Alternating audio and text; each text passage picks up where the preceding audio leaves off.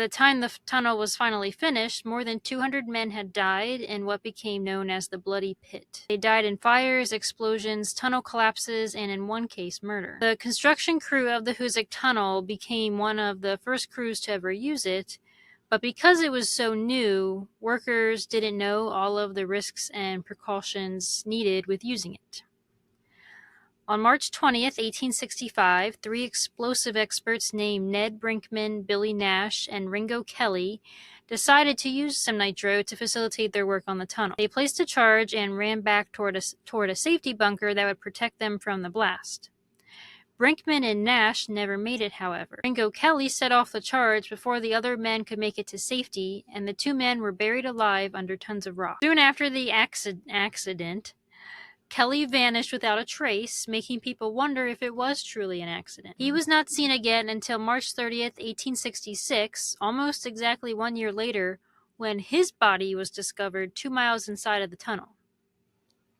Oh. He was found at almost the exact spot where Brinkman and Nash had been killed. Authorities discovered that Kelly had been strangled to death.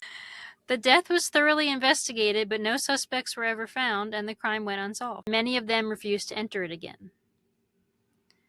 Some crew members even walked off the job and never returned. Because of this, work on the tunnel significantly slowed down to the point that Dunn, one of the heads of the construction company, contacted Paul Travers, a mechanical engineer and a respected cavalry officer during the Civil War, to come investigate. The workers complained of constantly hearing a man's voice cry out in agony. Travers and Dunn went out to the site on September 8, 1868, and Travers later wrote a letter to his sister about his experience, saying, quote, "Dunn and I entered the tunnel at exactly 9 o'clock p.m. As we stood there in the cold silence, we both heard what truly sounded like a man groaning out in pain. Yet when we turned up the wicks on our lamps, there were no other human beings in the shaft except Mr. perhaps Nash and Brinkman, I wonder."